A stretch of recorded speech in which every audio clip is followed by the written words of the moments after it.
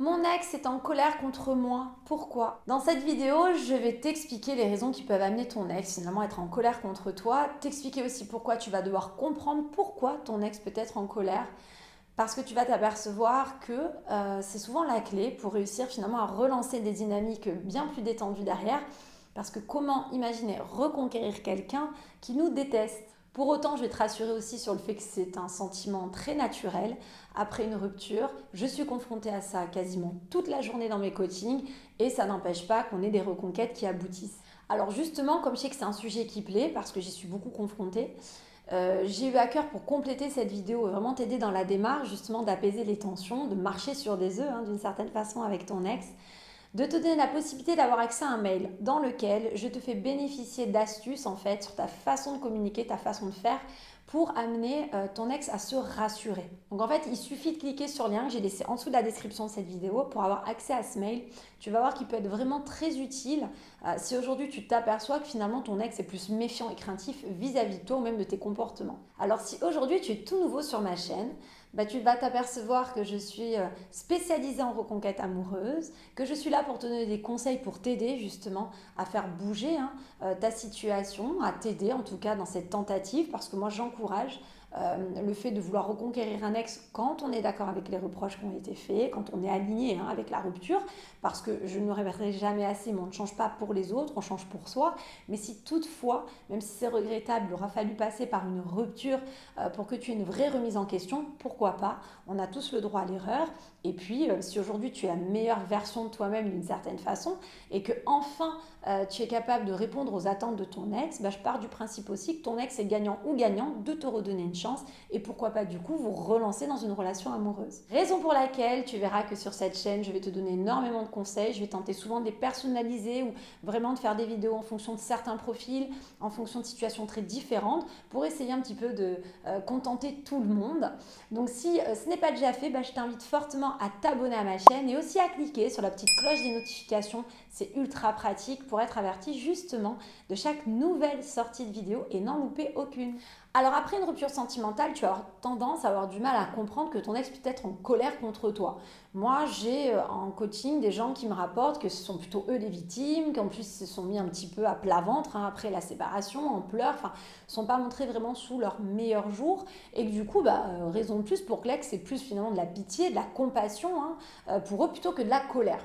Sauf que à ce moment-là, ce qui leur échappe, ce que je vais t'expliquer dans la vidéo, c'est que même si ton ex décide de rompre, ça n'empêche pas que ton ex aujourd'hui puisse être en colère aussi contre toi. Alors bien sûr, il y a différents facteurs. Certains peuvent te concerner, c'est-à-dire que tu es proprement responsable de cette colère. Et puis d'autres finalement ne t'appartiennent pas. C'est pour ça que je vais les évoquer et tenter de te les détailler pour que tu réussisses, vraiment je le répète, à t'approprier finalement l'analyse et que ça te guide un peu plus sur quel conseil choisir et appliquer dans ta situation.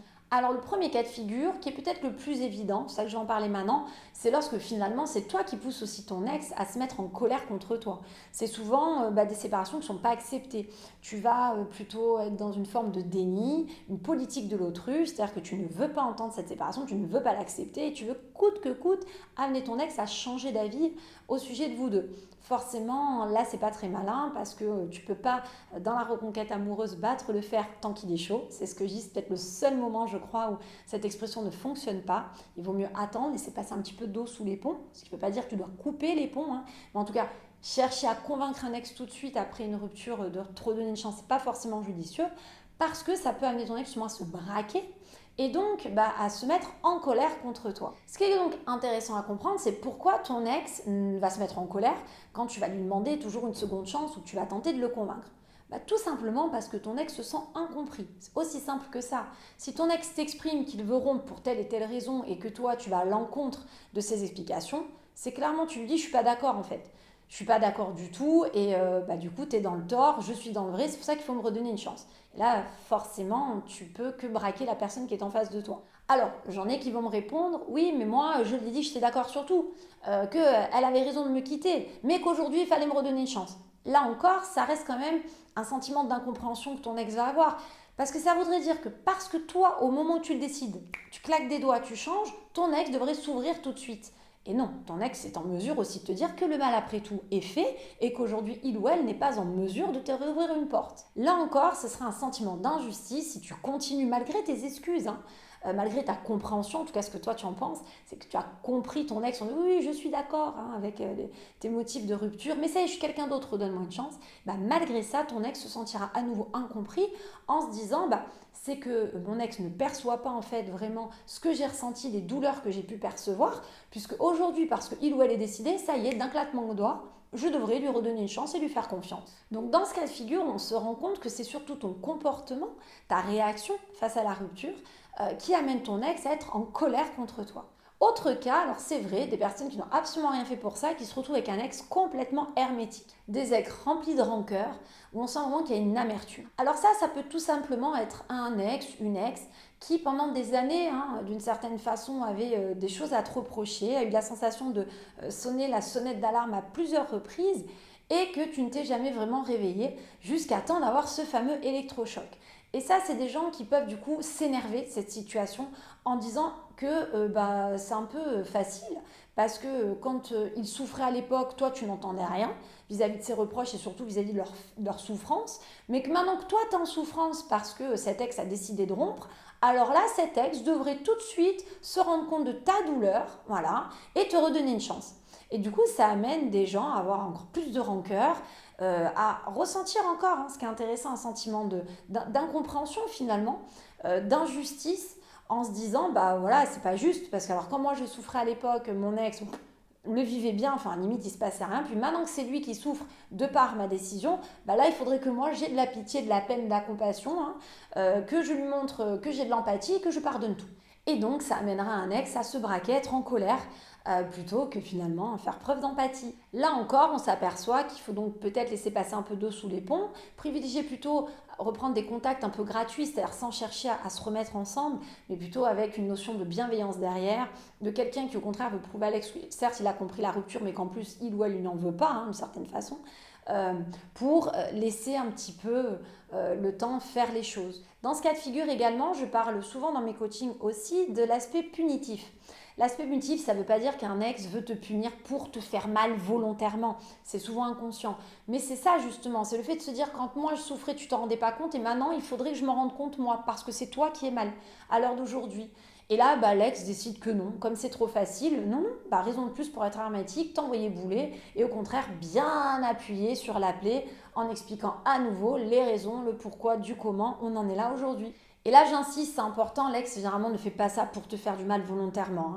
C'est simplement une façon finalement de se rendre un peu justice par rapport à ce qu'il ou elle a vécu. Ensuite, on a aussi un ex qui est en colère, tout simplement parce que la rupture, quoi que tu en penses, a été très difficile et est encore douloureuse pour lui ou pour elle. Ça aussi, je le répète souvent, il faut arrêter d'imaginer qu'une personne qui se sépare est toujours au top de sa forme et super heureuse finalement d'en arriver là. Très généralement, l'ex ne va pas te signifier que c'est compliqué encore pour lui ou pour elle aujourd'hui parce que ça peut faire un peu tordu. Tu ne manqueras pas à ce moment-là de sauter sur l'occasion pour lui dire c'est douloureux, pourquoi dans ces cas-là on se sépare, remettons-nous ensemble. Mais ce qu'il va falloir comprendre, c'est qu'en prenant un peu de recul, en faisant preuve toi d'empathie vis-à-vis de ton ex, tu peux accepter que ça lui a demandé quand même un sacré cheminement pour arriver aujourd'hui au point d'estimer qu'il faut vraiment rompre et se séparer. Même une personne qui paraît finalement prendre cette décision de manière irréfléchie parce qu'elle est victime d'un burn-out ou parce que voilà, c'est une réaction qui vient d'une crise de l'âge, ça n'empêche que ça reste des choix, des décisions qui ne sont pas si simples. C'est des gens qui ont réfléchi, ou c'est la preuve aussi qu'aujourd'hui, ce sont des gens qui ne sont pas dans un état d'être très très positif. Donc là, c'est des gens qui vont se retrouver en colère par rapport à toi. Alors finalement, tu fais rien pour ça, toi, tu n'as pas un comportement, on va dire, provocateur, mais pourtant, ton ex est dans une forme de souffrance. Ça lui a demandé de l'énergie d'arriver jusqu'à cette décision de rompre, ça lui a demandé de la volonté, ça lui a peut-être demandé finalement aussi de devoir en parler aux gens, de s'afficher d'une certaine façon. Il y a des gens qui ne sont pas fiers aussi de mettre un terme à des relations qui ont duré des années, surtout quand il y a des enfants au milieu. Et du coup, te tiens finalement un peu pour responsable en mode si tu avais été différent ou si les choses s'étaient passées différemment ou si tu avais été plus ceci, moins cela, on n'en serait pas là aujourd'hui.